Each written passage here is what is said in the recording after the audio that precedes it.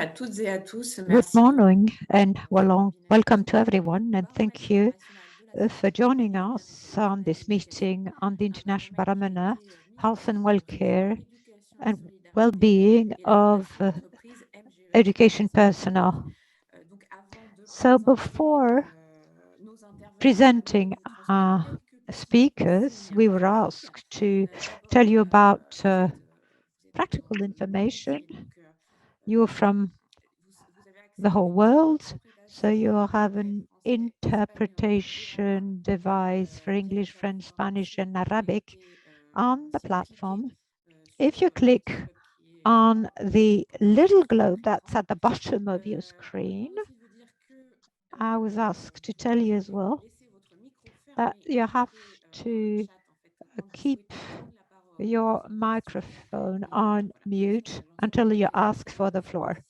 And obviously, all the outcome will be on the link. So without any further ado, I'm going to give the floor to Alain Coher, who is the Deputy President of the network. So thank you very much, Aurélie, for this welcome words and presentation words. I would like to tell you that the Education and Solidarity Network was created 12 years ago at the initiative of the three international organizations of education and social protection, MGEN, that you know, the International Association of the Mutuality, and the EI. So the origin is that we considered that health and education were closely linked. Health is very important for good education, and education will enable people to make some choices for the future. So it was very important to create link between players and actors of health and education. And it was very important then to develop a solid health social system in solidarity. That's what we are pursuing as objective within association. Today, our network, our group, is working on 5 continents, education union and health mutuals that are in favor of solidarity, common objective, healthcare available, and to consider social security for everyone and guarantee proper working conditions. Now, to have all these organizations to think together on how to improve the of communities, then we decided to work together, and we have people here from all continents, and I would like to thank you all for participating in this webinar, but as well to thank you for having taken the time to be involved in this initiative. Now, I'm not going to spend too much time on the presentation of the project because we'll come back to that later, but this is the work that we started some time ago. We started reflecting with a barometer that is meeting a certain number of needs. And obviously these topics are more in the fore considering the virus. We have to take account of the needs of education community in terms of health, to give tools for organizations so that they can have their play and advocacy at national level and national level. And so we want to promote collaboration to identify trends in the various countries, and then to be able to derive good practices.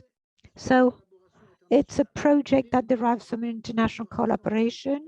So the network have brought all the experts of the various fields, education and health sectors, and we built the questionnaire, circulated the survey, and come up with a barometer. So all these people, organizations from Quebec to Taiwan and Morocco, have been involved. So we want to take actions. We want researchers and actors of civil society to be in close contact. You have the MGEN Society for Public Health, major element of this initiative. So we will go on, promote knowledge for actions for future barometer results. And the barometer is very rich in terms of information and potential that it offers. So before looking into the outcome of the survey, I would like to tell you where we were in July last, when we saw these people that were ready to collaborate. So there's a more participation involvement. This shows that many people are interested, but this shows as well that it's really urgent to meet the various stakes that I've mentioned before. So all this and your participation will lead us to continue implementing action in the field. On behalf of our network, I would like to thank MGEN for his help and EI that has co-organized this event. I would like to thank as well Andy Hendries and Shirley for being with us today. And I would like to thank you, Aurélie, for helping us and for having organized it all. So thank you very much. Over to Aurélie for the continuation of our session.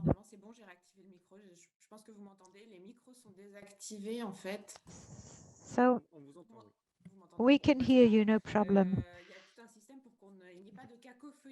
So there's a whole system for everyone not to speak at the same time. So I wanted to make sure that my microphone was on. So you have published the results on a website with Marie-Noëlle Bertin-Laquin, who is a researcher and worked on all this data on teachers' experience, on the feeling about working conditions, the various trends. And this is very important to compare that to a first survey of 2013. So Marie-Noëlle, over to you to present the results that have a certain number of things to tell us from the COVID crisis and to show the resilience of teachers and identify some structural issues that already existed before COVID.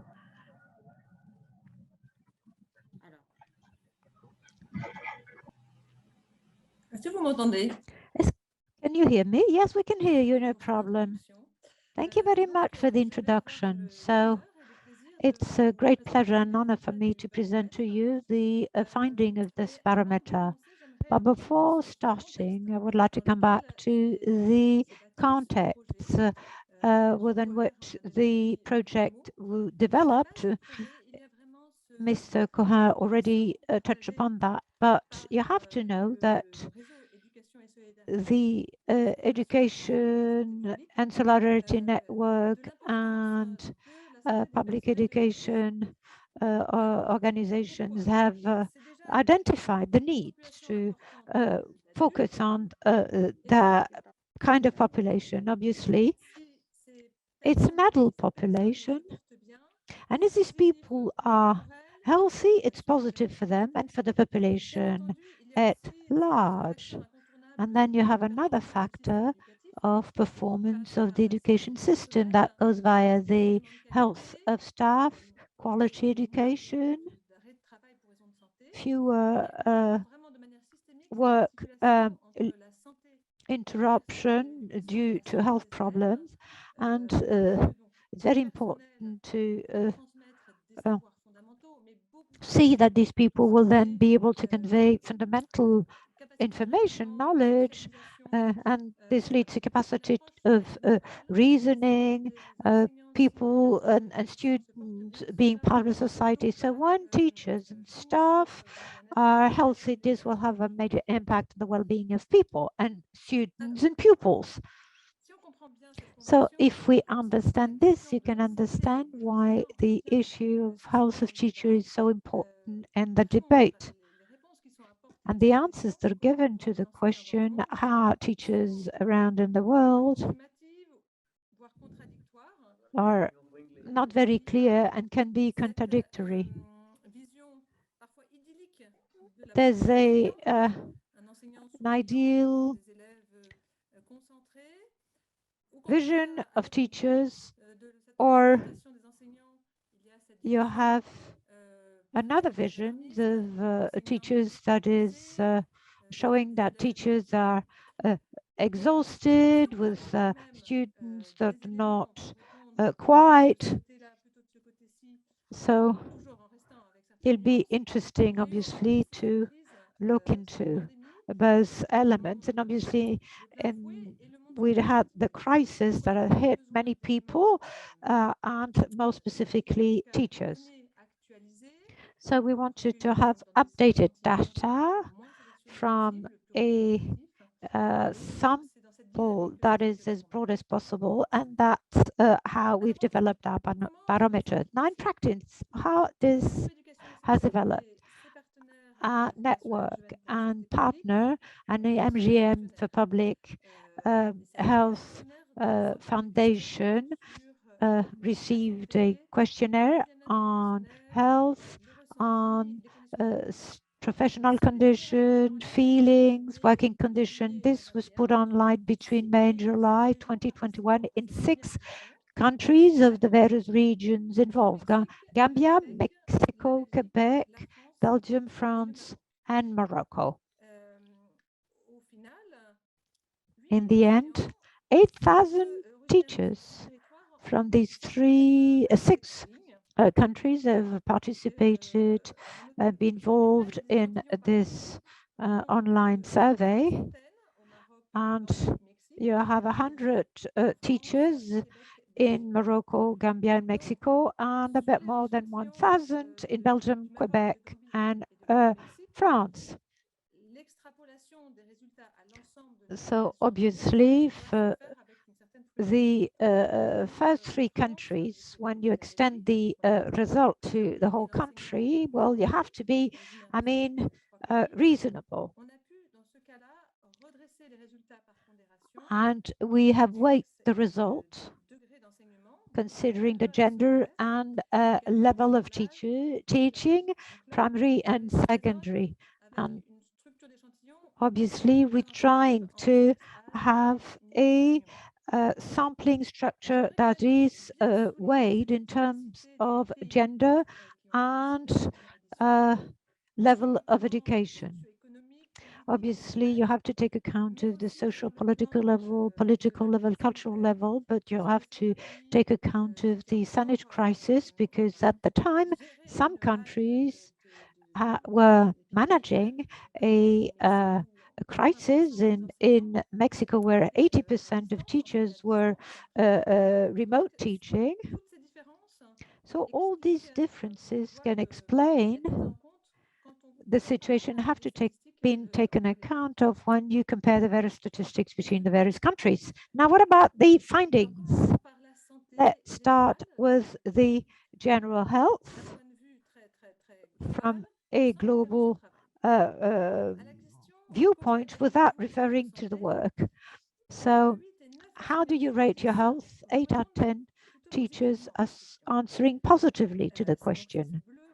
It's the blue that you can see on the graph per country. Subjective et plutôt compris probablement dans son acceptation santé physique, plutôt préservée chez les enseignants. Heureusement, c'est quand même eux qui doivent, sur le terrain, transmettre les savoirs à nos enfants. Par contre, lorsqu'on s'intéresse à la dimension psychologique de la santé, cette dimension apparaît fragilisée dans certains pays, notamment la France, la Belgique et dans une moindre mesure au Québec, où le taux d'enseignants qui éprouvent souvent, très souvent, toujours des enseignants négatifs est assez important. 1 enseignant sur 2 en France. Donc des idées noires, des sentiments négatifs. Sur les indicateurs, contextualiser travail, de bien-être au travail. La situation est beaucoup plus morose puisque donc, le taux d'enseignants qui estiment leur travail assez ou très stressant est variable selon the rate of teachers who do consider that their work is stressing, but varies very much from country to country. But a large majority of teachers think this is very stressful in the context of the pandemic, because the survey was undertaken at the end of the school year 2020-2021. So that unsatisfaction relate to the job. The teachers have to say whether they agree a little bit or not at all. And we see that the rate of teachers who do not agree is high. The advantages do make up for the disadvantages, but if I had to do it again, I would choose teaching again. In France, Belgium, and Quebec, these rates are high. So the lack of satisfaction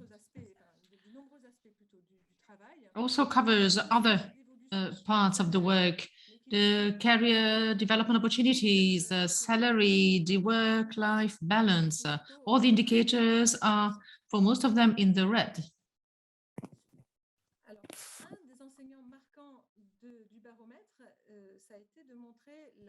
One of the lessons of the barometer has shown that the violence is banalized in France, but in Quebec, 1 teacher out of 3 has been victim of physical or moral violence online in the last 2 months. One teacher out of 3. That direct violence has an impact on the well-being, and the indirect violence as well. When one sees an act of violence, and the number of witnesses can be doubled by 2 in France, Quebec, and Belgium.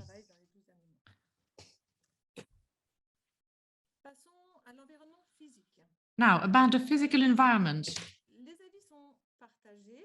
Well, the opinions, there are many discrepancies here, because all the satisfaction rates from very satisfied to not satisfied at all are covered, are represented. Within each country, there are several factors to be taken into consideration.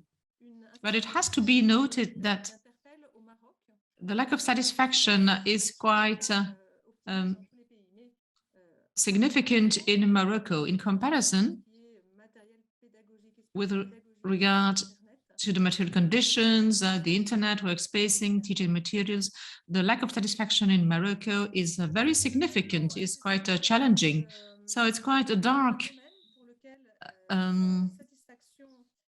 vision, somber vision.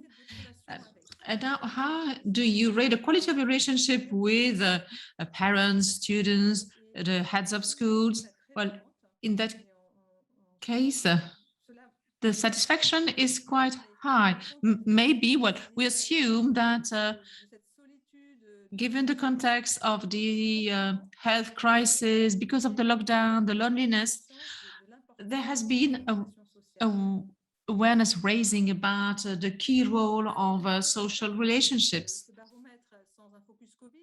Of course, that barometer wouldn't be completed, detailed enough without focusing on the COVID as well, the COVID-19. So I would repeat that the health situation varies very much from country to country. So the professional worries and concern of the respondents are impacted by the sanitary crisis. But what is quite common is the workload, and once again, the work-life balance. And in the countries that are still facing an additional wave of COVID, there are uncertainties among pupils and students who fear to be contaminated. So what is your feelings? How do you feel today regarding the COVID-19 crisis? 7 teachers out of 10 do respond positively, saying, okay, I've been able to adapt. I managed to adapt. So there is resilience among teachers, but let's not underestimate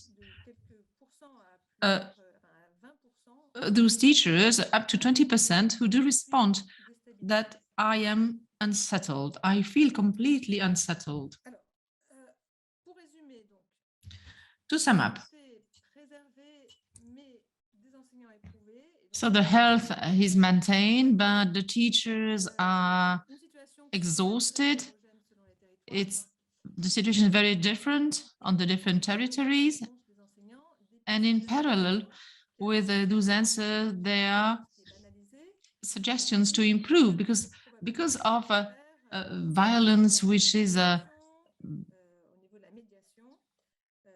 not considered up to the importance it represents. I think that there are things that could be developed.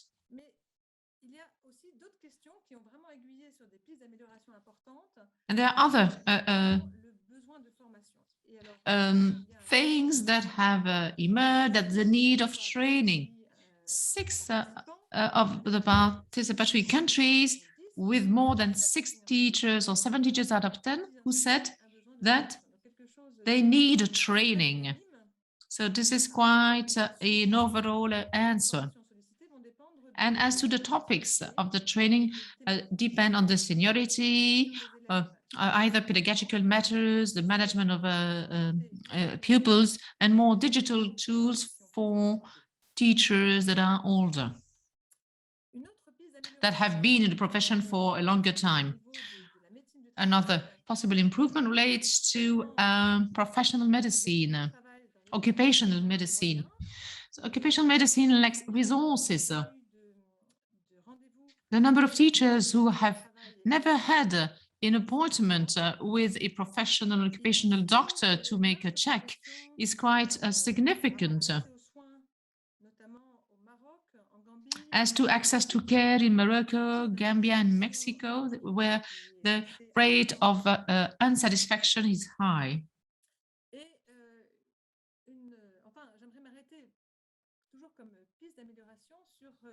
As to the improvement opportunities, I would like to say more about the tracks for improvement.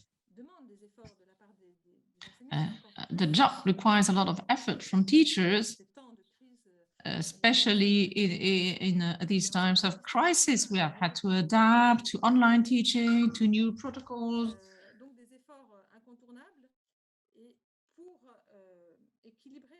And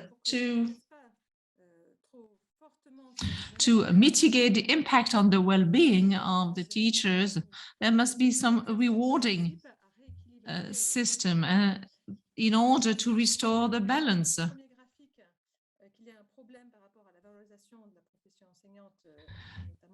We see that there is an issue relating to the recognition of the of our job, of the teaching profession. And as to the rewarding from the school administration superiors in France and Belgium, there is also some room for improvement.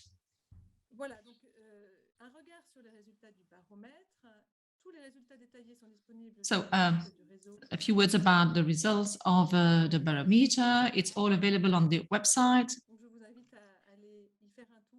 So I would like to advise you, to urge you to have a look at it. What else can I say? This data is at the service of the promotion of the well-being and the health of education staff. It aims at the whole of the education community. That barometer should be reviewed within 2 years. So, of course, we're going to follow up these indicators, and we will meet again in 2 years' time. Thank you.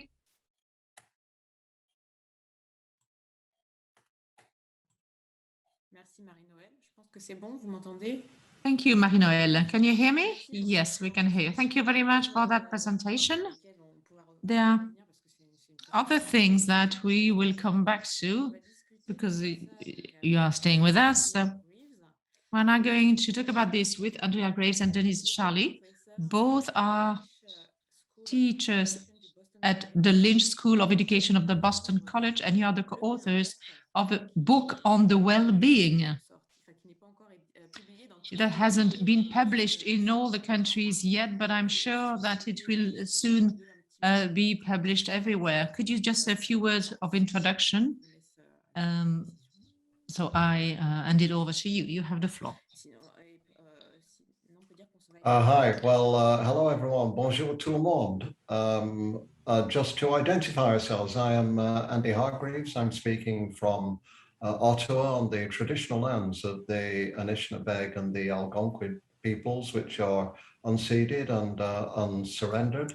And I'd like to introduce you to my colleague, Dennis Shirley. Hi, everybody. My name is Dennis Shirley. I'm speaking to you from Lexington, Massachusetts, on the traditional lands of the Wampanoag people. Hope everyone is doing well. Looking forward to our conversation.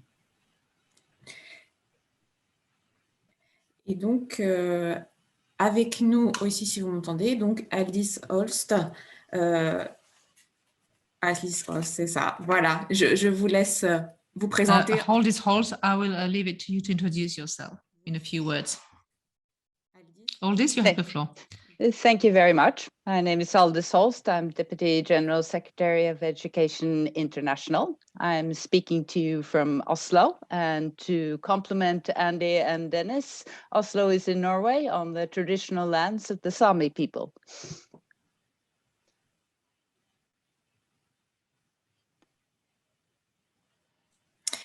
Merci à tous les trois. Alors d'abord, thank you to the three of you.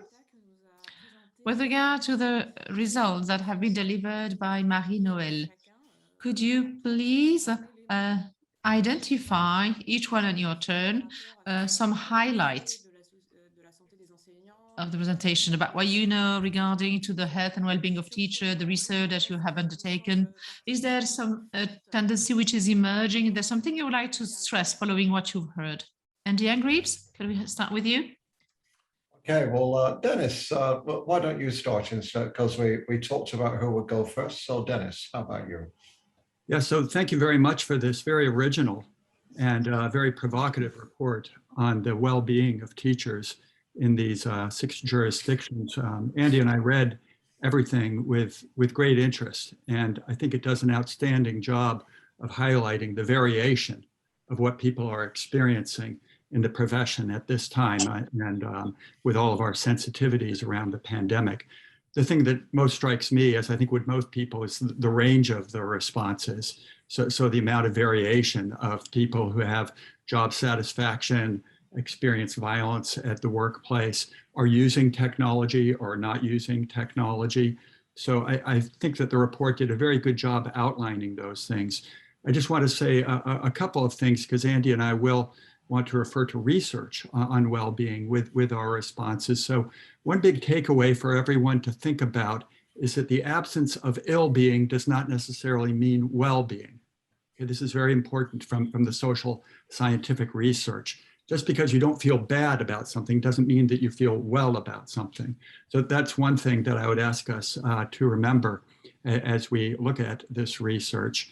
A second point that I would ask us all to think about is what are the political on the ground contexts of people in these schools and systems? Do they have human rights? Can they organize unions? What is the status of democracy and free speech in those jurisdictions? Those are also issues that we are concerned about. And then the third issue really is the one having to do with the professional possibilities for people in these different jurisdictions. All of us, for example, got thrown into having to use more and more technology during the pandemic. But there's other ways that we could think about schools too. We could think about education being outdoors. We could think about physical fitness in addition to other kinds of well-being. So those are just 3 remarks to kind of get us going. But on the whole, I found this to be a very valuable and very helpful report. Andy? Yeah, thank you, Dennis, and totally concur. Merci, Denis. Juste, donc vous tenez à souligner l'extrême diversité. To stress the diversity of the teaching profession. Obviously, we're talking about teachers. You want here to stress that the job is very diverse, very varied. And obviously, according to the context, Marie-Noëlle said there were common elements such as workload, the lack of institutional planning, whatever the country. These were common elements. The lack of institutional planning was typical of France. It's difficult to have a general vision. Obviously, if you're not well, this doesn't mean that you're feeling well. So thank you very much for having stressed that.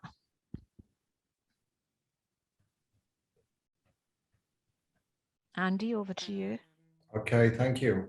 I'd like to concur with Dennis's praise for the importance of this work at the pandemic and comparing what the work of what is a single profession in different systems and diverse cultures, including different experiences of COVID. So, for instance, as far as I understand it, whilst the three countries at the top of the table mainly went online and mainly went to remote learning during the pandemic, Mexico at the bottom, which has quite different results that may be cultural, may be systemic, but may also have something to do with the fact that a lot of the remote instruction that took place by television rather than digitally. So how people experience the pandemic is important. Dennis and I have just written a book on well-being that is out next month, Well-being Among Students. And Dennis raised some of the issues that come from that. The publisher made us cut out, for length reasons, the chapter on well-being for teachers and well-being for other educators. But we have a paper on this last year. And I just want to pick up three things that intersect between the paper and the findings here. We talked about the sustainability or non-sustainability of teachers' well-being. And we felt that in a way, when we're looking at that in teaching, we're still looking at it mainly through a stress and workload paradigm. She's quite an old-fashioned paradigm, which is about how to avoid ill-being and imbalance, for example. We have urged really a bolder, broader view on the lines that Dennis has suggested of what well-being is. And to pick up 3 points that I think are important. We said one is amongst our 222 educators we interviewed, people had well-being when they were in good relationships and not when they were in bad relationships or no relationships. So we notice in these results, the most important relationships for teachers are, of course, their students. And we need to remember that's the critical thing. And that when they feel they need training, it's to help them deal with the classroom management issues with students is one of the priorities. But we were also initially surprised to see how positive the results were, as Marie-Noëlle emphasized, on collaboration and collegiality with everyone, actually, with colleagues, with administrators, and so on. What we know from a lot of teacher union research, including Education International during the pandemic, is that initially collaboration went up because, frankly, governments didn't know what to do. So educators turned to each other. And then once everybody was online, nobody wanted more Zoom meetings at the end of a very busy day with their students. And then collaboration went down. So it went up and then it went down. And we need to pay attention to that and see what it means for afterwards. The view of support from administrators and supervisors was again more positive than we expected. And we suspect if you put in a question about government, how supported did people feel by their governments? One is probably it would have been a lot less favorable. And two is some teachers might have been afraid to answer, depending on the governments that they work for. So that is the first. There are two others. One of the other things that causes sustainability or unsustainability of teachers' well-being is whether you feel you're fulfilling your purposes.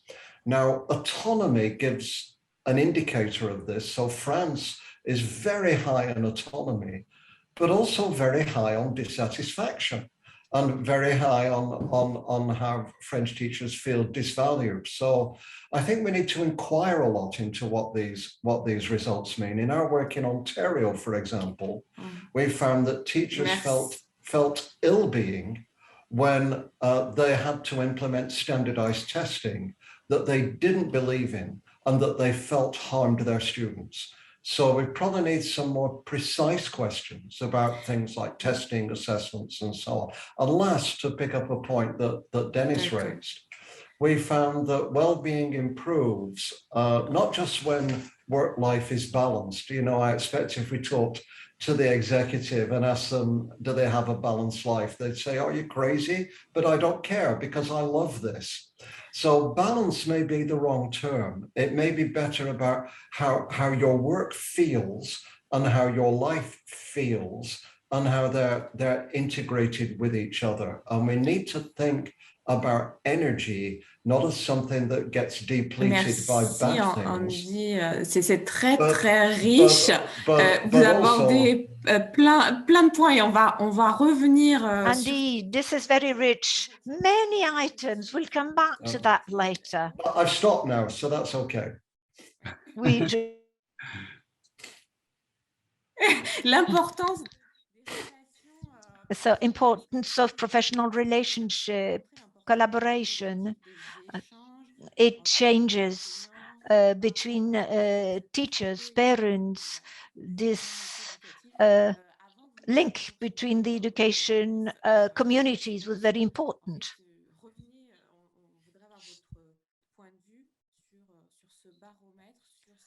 And we would like to have your viewpoint on the barometer. What is most striking in the finding of this barometer to you?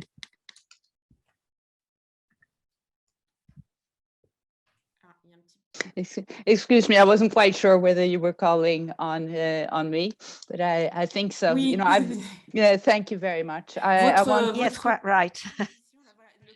We would like to have what you would like to stress from what has been presented by Marie-Noëlle.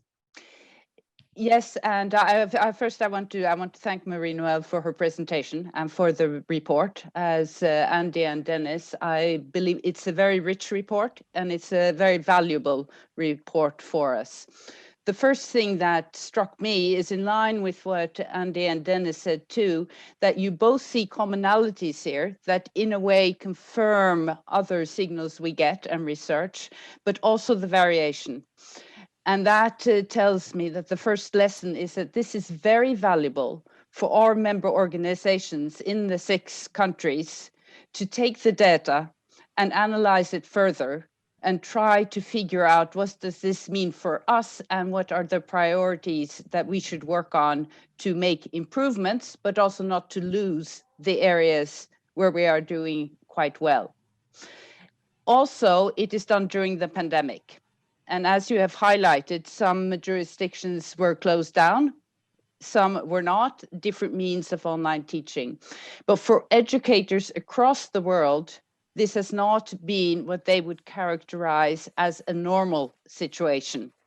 And I think the highlighting of the resilience of the profession during the pandemic is important.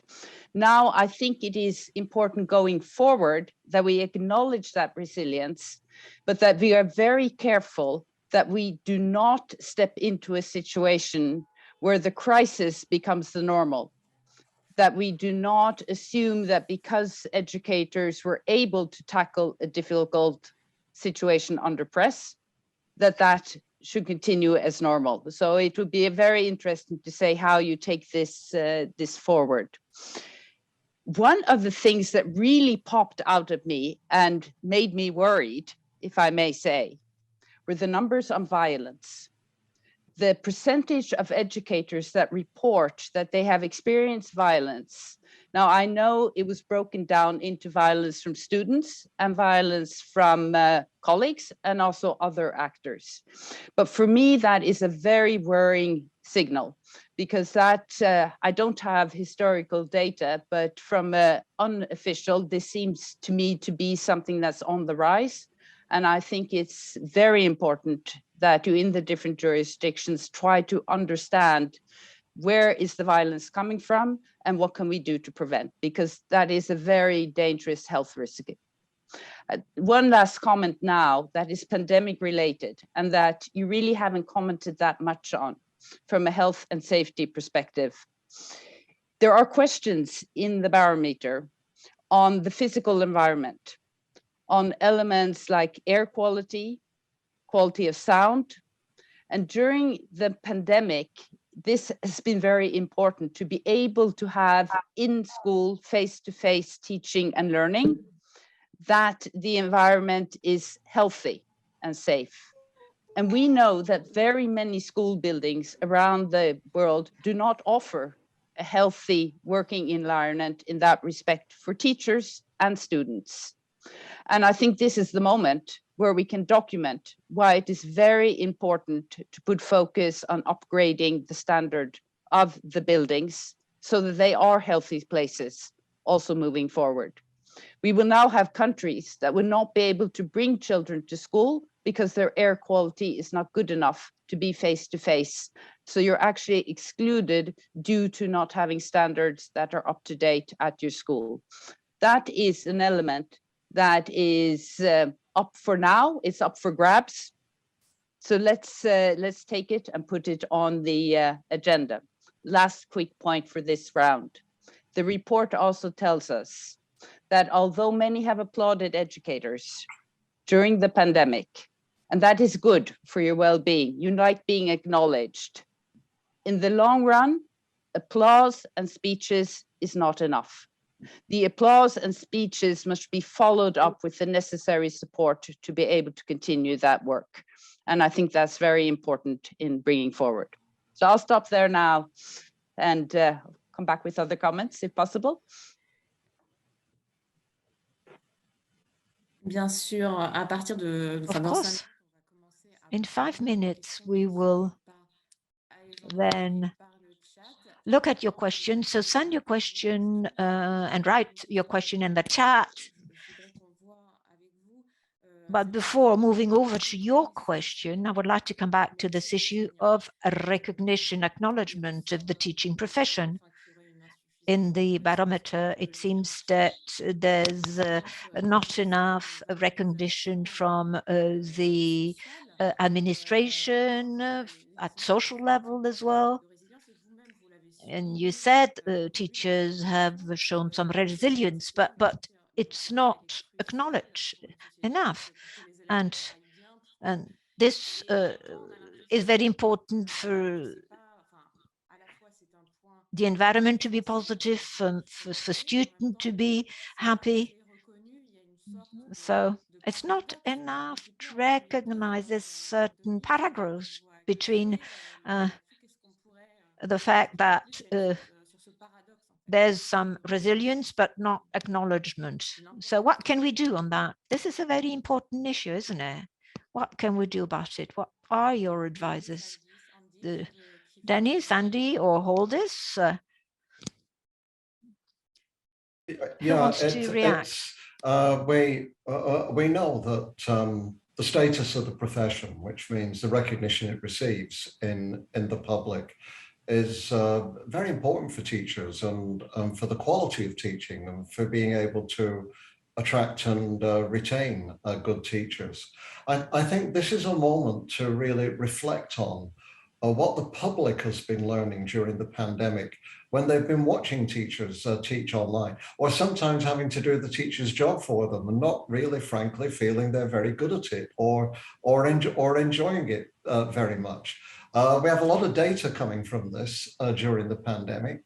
So let's look at that data. Has the public's image of the profession been changing in different countries? And if it's been changing for the better, how do we build on that? How do we maintain that? How do we carry the support of the public through with us into the political domain, so that people in politics have more respect, give more autonomy, give more involvement to teachers as well? It's a critical moment, I think.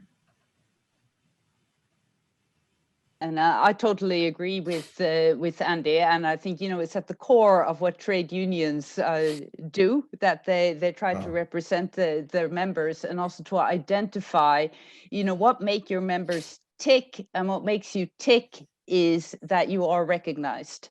And of course, there are several ways of recognizing. The core, of course, is that you are paid in a way that shows that society recognizes you.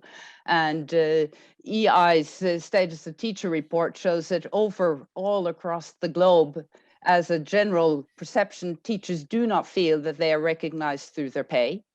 It is, of course, how you support educators, and the professional development is very important there, because that is part of supporting you doing a good job. When you do a good job, you also feel valued.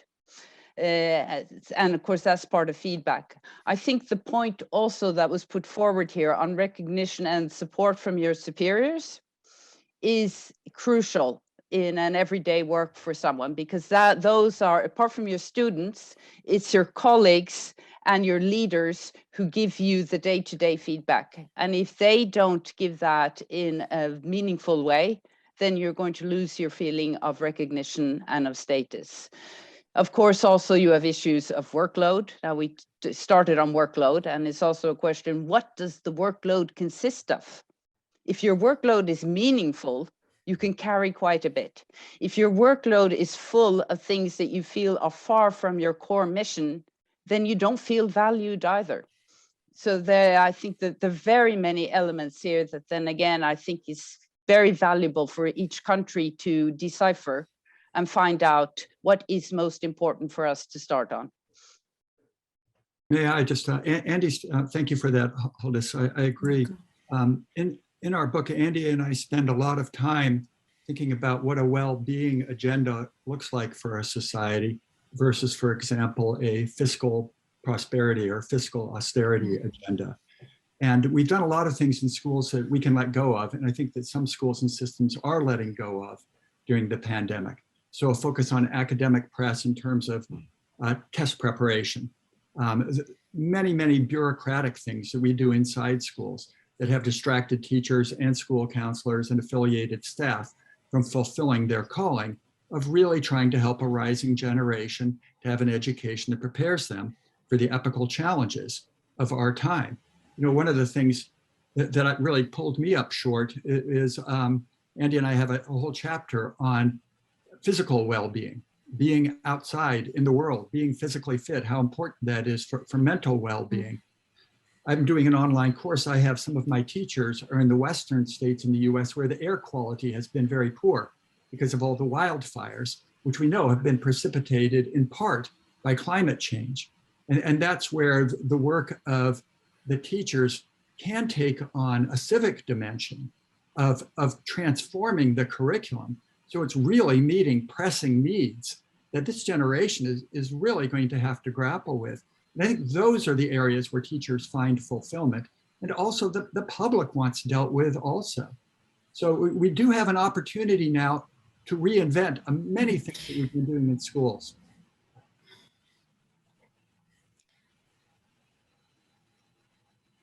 Alors, je crois qu'il y a justement des questions qui vont arriver là-dessus. Puis I'm sure that we'll have questions on these issues. And then you will have time to react to the questions. So we'll start with the questions from you. Marie-Noël has partly answered to some questions. So you were asked if the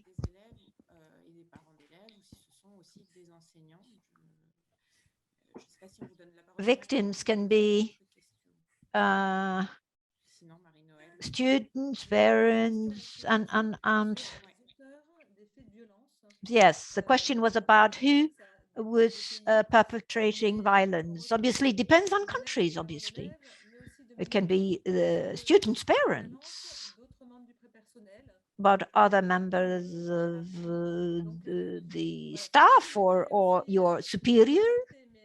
You can't have a general vision, but violence is is important because you have various actors, and conflicts may come from different people, from different origins, and obviously people are more and more sensitive to violence.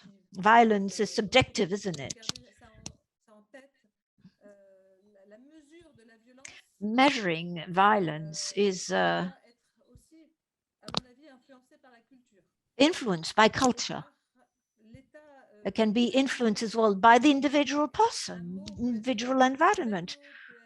The same word can be ill-interpreted or negatively interpreted by someone and not by someone else. I don't want to belittle the situation, but I think we have to consider the context that may be different. Thank you, Marie-Noëlle. It's important to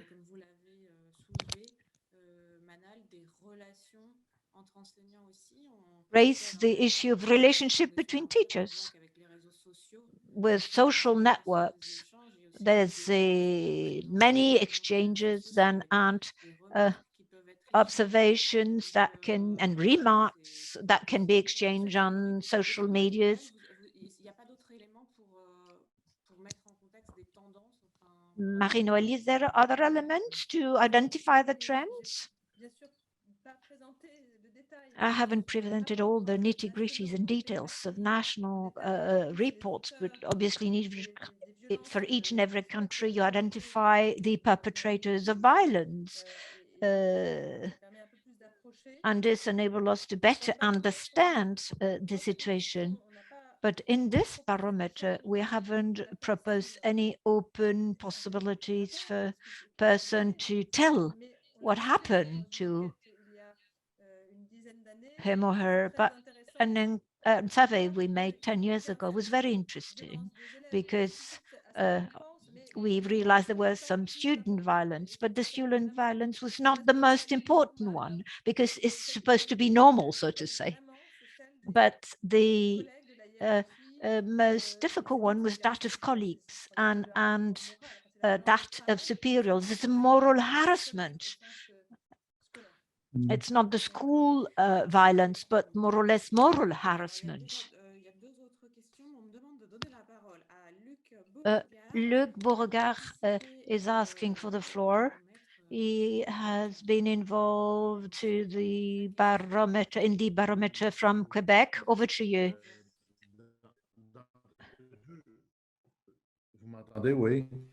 Là, oui, c'est mieux, oui. We have an echo, but we'll see whether the sound becomes better. Donc, parfait, merci.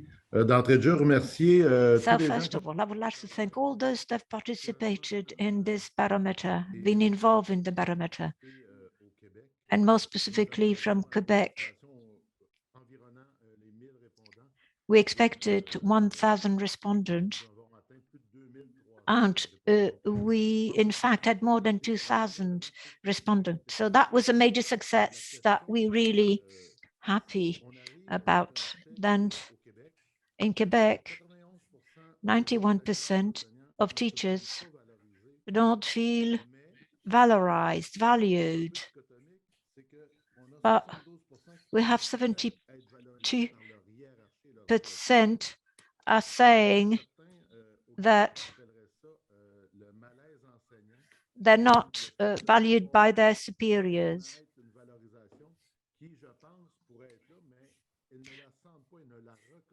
The values may be there, but it's not felt. So we could solve this situation, can't we? Because this stem from other answers from other countries. 71% of respondents are happy with the job they're making, but many of them wouldn't do the same job if they had to. So it's kind of contradiction. And this seemed to be prevailing in the majority of regions that have been covered by the survey. So over to you to answer. It's interesting to see the actual recognition and the feeling or perception of this recognition.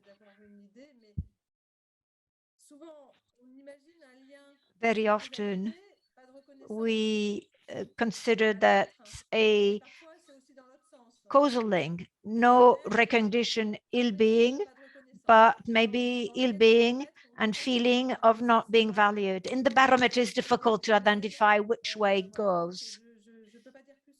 So I can't say more than what I said.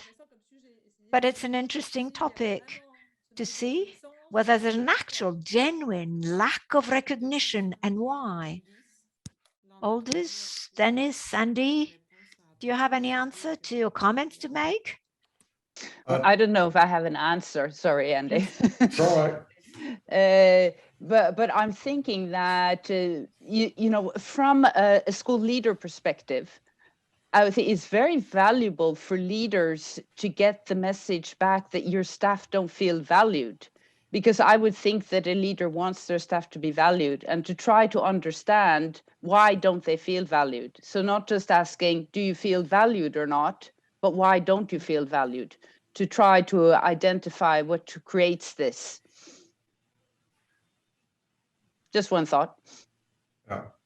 The contradictory data is a fantastic opportunity for inquiry within every community, within every culture, within every country, for various reasons. But data usually don't give definitive answers like this, but they pose very important questions. For instance, what is the meaning of violence? What is the kind of violence? Is there something going on in the world? Is there something going on in our jobs?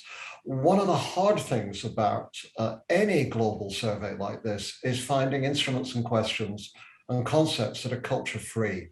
So, for example, in our well-being book, we've looked at the international research on happiness.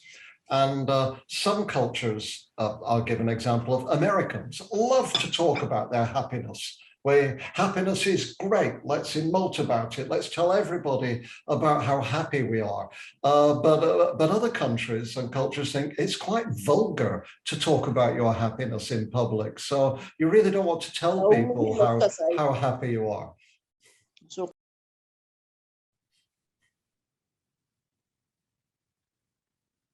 there is, so there are cultural, there are important cultural meanings to the categories we use, and that is not to negate them. That is basically to say, this is exactly where we need further inquiry and for the communities to make sense of these results for themselves. I think an interesting challenge with teachers' work is that a lot of it historically has been kind of done in private. And by private, it's kind of a funny kind of privacy, because the teachers are in rooms with kids all day long, but a lot of the public hasn't had access to it. So one of the things that has happened with the pandemic is that parents, grandparents, caregivers have had a chance to see a lot of what goes on with instruction. And unfortunately, it's been kind of a biased sample, because very few teachers had any experience with online teaching before the pandemic came along. So teachers were really thrown into a situation in which their work was becoming a bit more public, I think, with varying results. I do think it's absolutely imperative that we build societies where the work of teachers is highly honored. And right now we are in a very fragile time. In the US, thousands of teachers are leaving the profession because they cannot handle the stress from the pandemic. And I think there is, in general, a high level of social anxiety and depression that is going on during the pandemic. And people take it out on their teachers, on their kids' teachers sometimes. So it's a difficult time. If we can figure out the ways to capture really good practice, then I think we can win the esteem of the public. And maybe that's something we need to think about doing a little bit more intentionally, is what is our campaign? What is our strategy for winning public support? I think Andy has a very good Il y a justement une question. Il y a justement une question. There is one question in the chat about the issue of recognition, of rewarding. How could we make sure that there is rewarding? In your research, in your surveys, have you highlighted field actions that have been fruitful, that have been successful in terms of recognition of teachers? Denis, Sandy ou Haldis? Well, of course, Denis, Sandy, Haldis? The baseline for recognition is your pay and your remuneration in regular. So you could say that successful collective agreements or bargaining across the world are good examples of achieving things. Not always everything you want, but luckily we do have examples of countries that have succeeded in improving the conditions both of pay and working through collective bargaining. It is a very strong tool. And I think that that is the baseline tool we should use. We've also examples during the pandemic of using this tool to achieve things that can increase your recognition or appreciation. And they can, it's small things like it's not small, but countries that have managed to prioritize teachers for vaccination. That is indirectly a way of acknowledging your importance as a frontline worker. Other countries have not, and I know that has developed where teachers, they don't feel valued or that the importance of their work isn't acknowledged. We have countries that have been able to bargain remuneration for added costs during the pandemic, to cover their internet costs at home and so on. Others have not. So there are ways of gaining small tokens of acknowledgement and recognition that can be very important. But for me and for us, the main tool is through the collective agreements because they benefit all. So that it's not a pick and choose system, but it's something that benefits all. I would also say that this research shows that many teachers lack health services through their job. And that is also something that you can put forward, bargain, argue for, which makes you feel that society thinks it's important that I'm healthy. That makes me valuable. I think that all of those things are true. Thank you for that, Haldis. But Andy, I think you'd agree that what our data shows a lot is that when teachers see that their students are truly flourishing, that they're growing in confidence, that they're feeling empowered, that they have a sense of belonging, that reflects back on the teachers. And the teachers feel that their core moral purposes are being fulfilled. When teachers cannot help their students to flourish, sometimes because of things that are going on in the world, sometimes because of things that are put in their way in schools, then that sense of fulfillment is thwarted. So one of the things for us always to be thinking about is what are the things that we can do so that we can create a virtuous circle between our students and our community's well-being and our teachers' well-being. And so in our book, Andy and I look a lot at things like economic equality within a country. People who are in countries with extreme levels of economic inequality tend to be less happy. They have less of a sense of a belonging and association in the society. So there's a number of different things that we can look at and should look at when we're trying to uplift our teachers' sense of belonging and purpose and recognition in our schools. Well, thanks, Dennis. We're at an absolutely key moment here as an international union movement, because for 20, 30 years, transnational organizations like the World Bank, consultancy organizations, technology companies, philanthropies, have all been looking for ways to lower the price of teaching. And to not even give donor money to countries that are trying to raise teacher salaries, for example. And so there's been a huge global pressure to keep teacher salaries and reward down, and to look at anything else as an alternative for improving the teaching profession. And we're at a moment with the public's perception of teaching changing, where we've experienced something like we've never experienced before, which is all across the world, parents watching teachers teach. It's unprecedented in history. It's an incredible moment to build on. But at the same time, I've been involved in many global discussions where there's over-enthusiasm about the power of digital to transform teaching and to transform learning. And if I think digital has some real advantages, for instance, putting teachers in connection with teachers across rural communities, as we've done during the pandemic.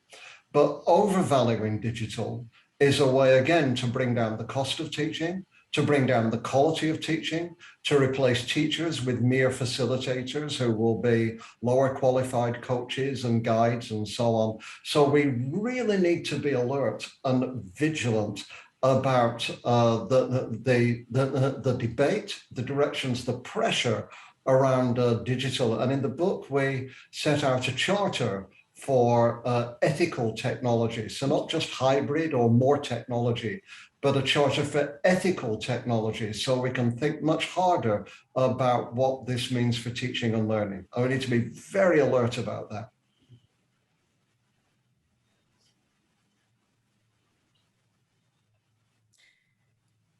Merci. On va avoir. Thank you very much. There are other questions arriving.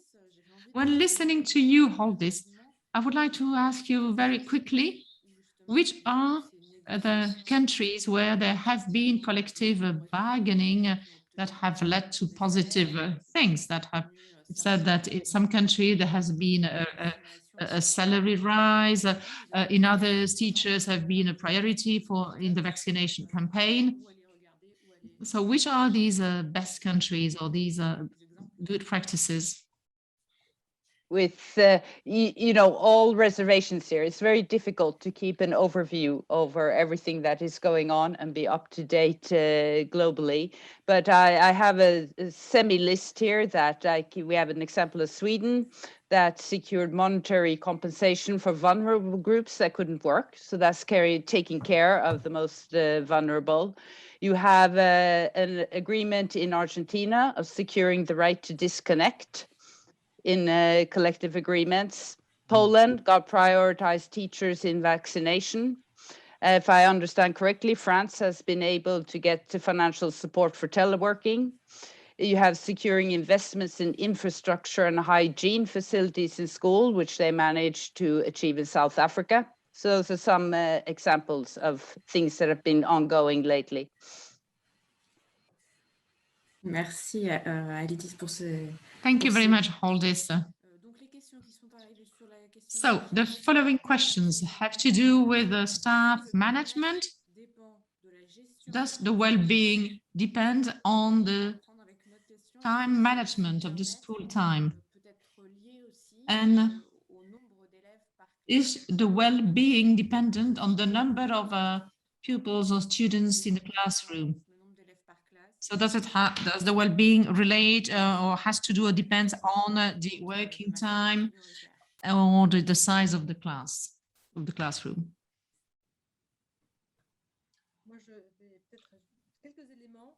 So I will add a few things. These are factors among many others.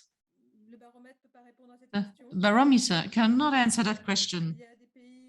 It just shows where the class sizes are bigger in some countries, and it does not necessarily lead to less well-being. So there is not a direct causal relationship. That is what the surveys have shown. Dennis, Andy, Haldis, do you want to react? I would certainly I was very interested in that with the Mexican data because Mexicans have fairly large class sizes.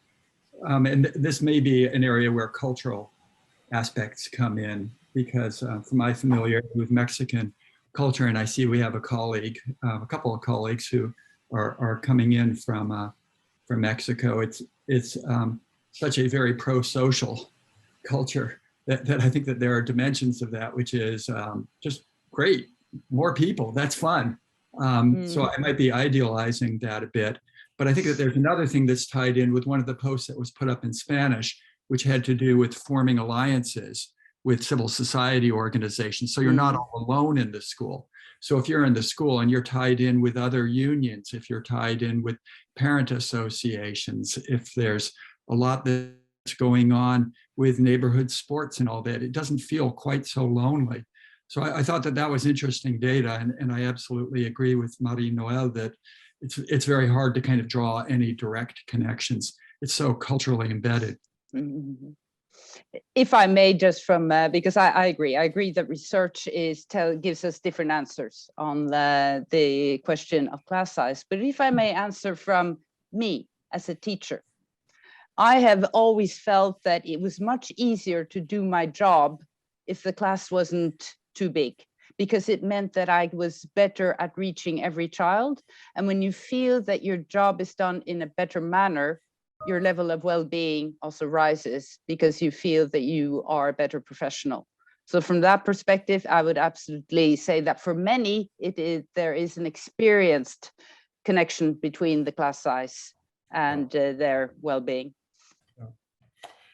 Yeah, there's thanks, Haldis. There's a clue in the data about this, which is there's a slight inverse relationship between the size of the class and the amount of time you get away from your class in order to prepare to grade students' papers and so on. So that is an interesting bit of data to look at. The other thing that may need more inquiry is that the more we push in our policies that we all believe in for more inclusion, more responsiveness to diversity of cultures, of languages, of special needs, the more varied our children are in our classes, and the more varied we see our children as being in our classes, then the smaller the classes need to be, the more time we need to prepare, and the more we need other people in our classes with us to support us.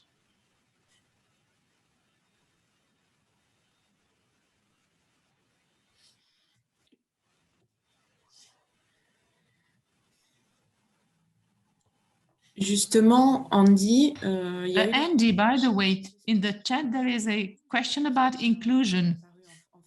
The question is in French, and it says it has to do with the inclusion of disabled pupils. Yeah.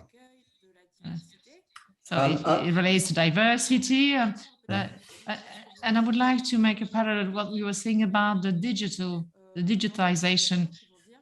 Many people will say, okay, the digital means allow to customize the teaching, to receive that diversity, it's a way to better manage the classroom. Well, I guess that your answer will be no to that, but what would you have to say about this? Actually, no, the answer will not be no at all. Our book, we think, is very balanced. Our policy on ethical technology is very balanced. It's simply we think the emphasis has gone too far in the other direction. Special needs is an excellent area where some children simply couldn't learn if they did not have access to assistive technologies, print to text, text to print, bigger print, and so on. So technology can make an enormous difference in a diverse classroom. But what we should not be doing is rushing and saying technology is the first answer to everything we have. We should find where is its unique value, just like where do books have a unique value, or conversation has a unique value, and we need proficiency in that, and to use the thing that can most help us with our students. So do we need more technology available? Yes. Do we need to force teachers to use technology in moments when it's not appropriate? No. Should it help teachers? Absolutely. Should it replace teachers? Absolutely not.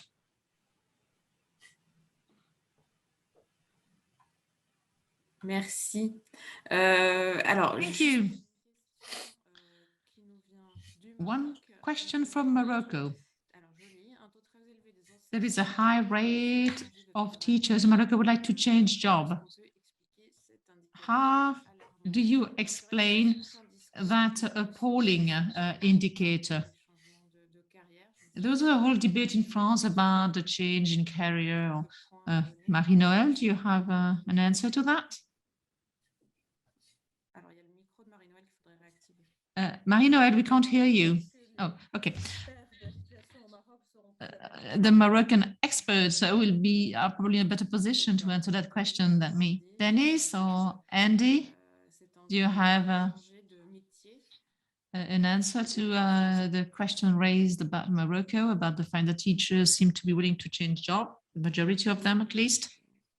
That's a question I'd love to know is if that's an international trend. It's certainly very, very strong here in the US that people are fleeing the teaching profession. And I think a fair amount of that has to do with the pandemic and the fear of contagion. A fair amount of it has to do with not feeling supported. A fair amount of it has to do with feeling overwhelmed with demands to teach both in person and online at the same time. And what I'm talking with principals, superintendents, teachers, they're saying that there's going to be a lag of maybe 3 to 5 years because especially in the early childhood classroom, children have forgotten how to socialize. They don't know how to social interact anymore. So a lot of time is having to go back into just building up very foundational social relationships. Then if you're putting on top of that high-stakes test,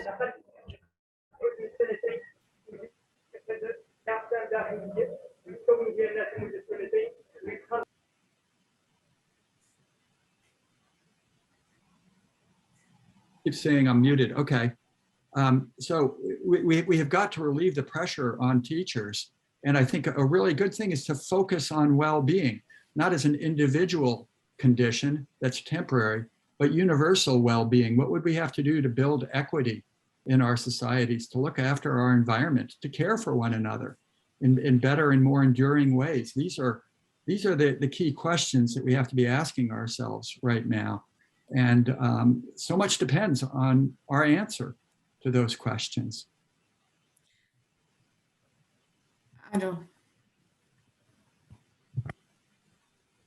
Alors, je vois qu'il y a eu des réactions à la fois en There have been reactions both in French and in English. There are strong feelings about the number of pupils in the classroom. Elisabeth Tucker.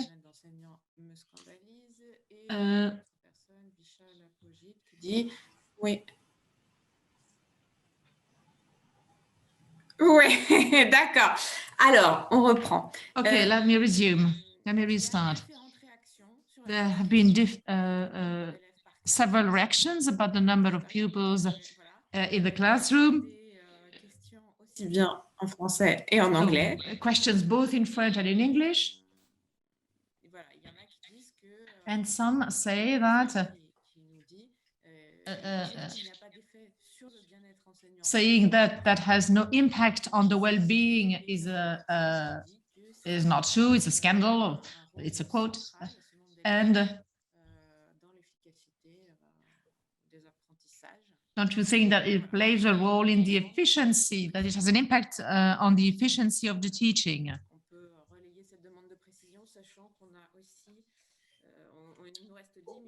So we have 10 minutes left. And somebody from the ILO would like to say a few words about the resources for the well-being purposes. So the question about the number of pupils per classroom, it triggers a lot of reactions. So does it inspire you?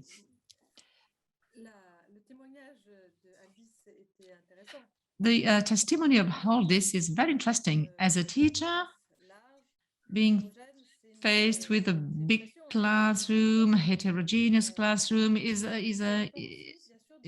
a pressure. But it also depends on how these pupils behave, or so this leads us to have a cultural reflection about this. So the stimuli of people are very interesting. But it is not the only thing, but it's indeed the class size, the classroom size is a factor to take into consideration. And especially it's important to hear how teachers perceive that. There's also an observation saying that the number of pupils, teachers ratio is very much correlated to the success of the pupils, the students. So that's also something that promotes smaller classrooms. Well, actually, what you mean to say is that it's an indicator that has to be looked at together with other indicators. A classroom with 36 pupils in France, it's huge, whereas in Africa, it's a small classroom. We cannot just a universal figure about what a big classroom is or what a small classroom. It depends on the economic context, on the cultural context, depends on the profile of the pupils, of the students. So it's a very complex question, actually. Manal Azi, you wanted to speak about the tools and the resources available for teachers. Maybe it's better. So thank you so much for all the speakers, Andy, Dennis, Haldis, and Marie-Noël for this excellent study. So at the International Labour Organization, obviously we have a whole department that works on occupational health and safety, and psychosocial risk management is one of our key areas. And psychosocial risks in this particular sector are even more of an issue, but there are things we can learn from other sectors that can actually apply here as well. From what I'm hearing, I see a lot of question related to resources and control. And so teachers in the education sector lacks a lot of resources, and for teachers to be able to deliver their job, obviously they need time and they need the tools. And through the pandemic, we lacked so many tools, and they needed to quickly learn new skills, maybe including technology, and this was not something that they were all used to around the world. So that added a pressure and stress at work that created an environment enabling violence, enabling so many other harassment issues that were happening in the education sector and other sectors. And education sector, like many other public service sectors, sometimes are the least resources, and the effort and demand required disbalance is really what makes this over frustration. The way we look at things in the ILO, and obviously in a lot of the research, is to focus less on the individual, but more on what the organization can do. And there's a lot that organizations like schools and the whole management system of education can influence in their policies and changes that can give the teacher the resources that they actually need, and even the appraisals, the system that allows their recognition and value and respect. Because yes, salary is, very important, and other working conditions, keeping their job, work-life balance issues are very important, but there are so many other aspects that can give you a boost and allow you to do your job regardless or in addition to these daily livelihood concerns.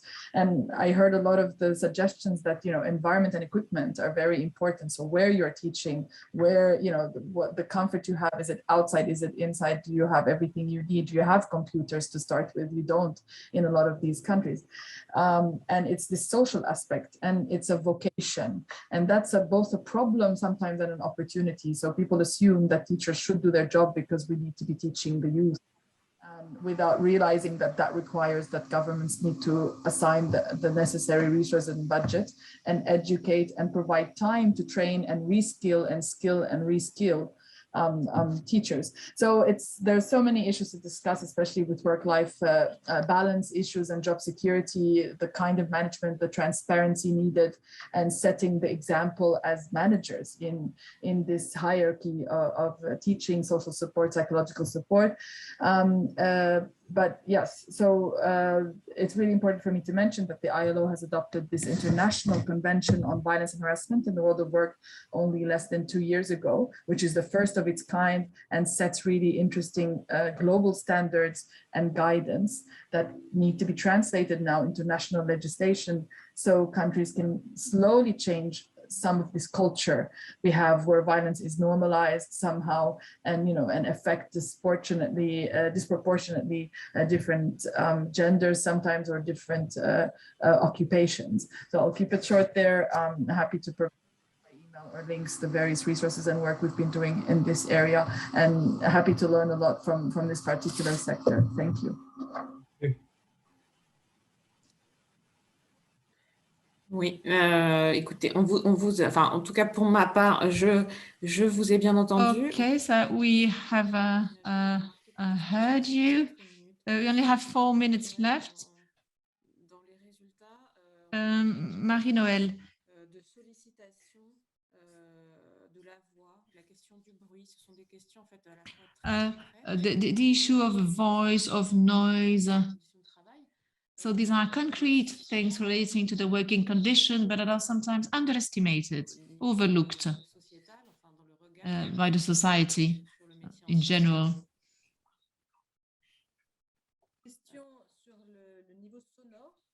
Well, the sound level in the classroom.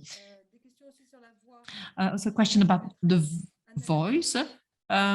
Well, we haven't been able to analyze this for technical reasons, but we will develop that. We will go more into that in our next report. The sound level, the voice, the surrounding noise. That's important indeed to take in consideration for in the teaching profession.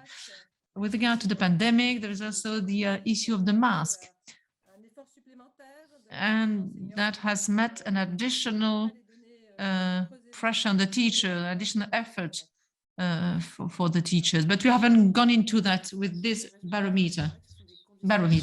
So these are quite peculiar working conditions, such as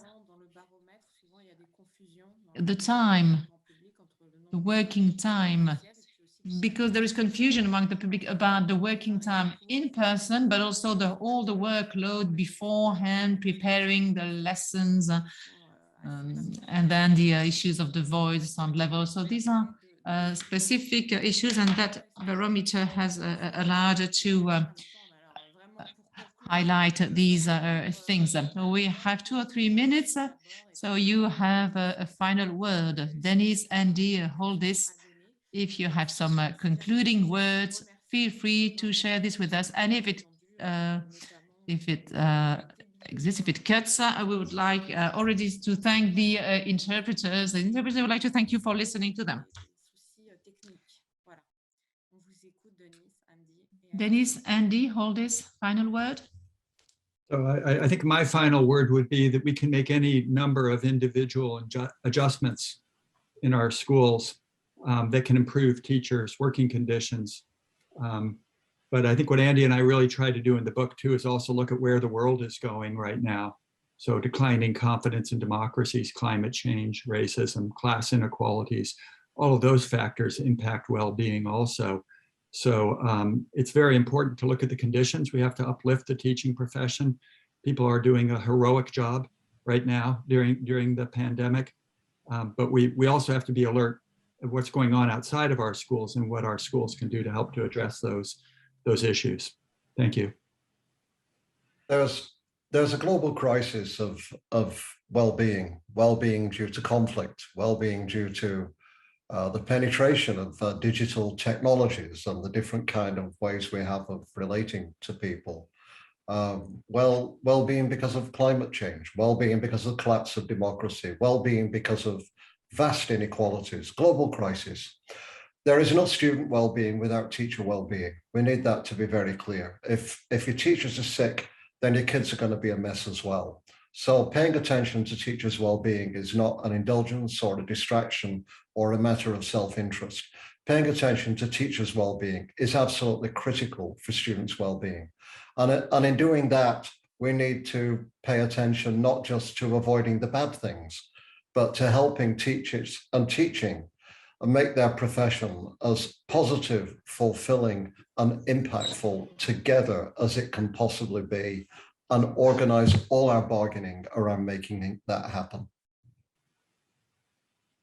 And I totally agree. And I will even flip it, Andy, even though I'm a teacher, and say that student well-being is actually important for teacher well-being. Yeah. If your students have good conditions and feel well and not scared for climate crisis or lack of food or poverty or whatever, that also creates a better working environment for all. So I totally agree. We are part of a bigger whole, and that must inform our decisions and our priorities.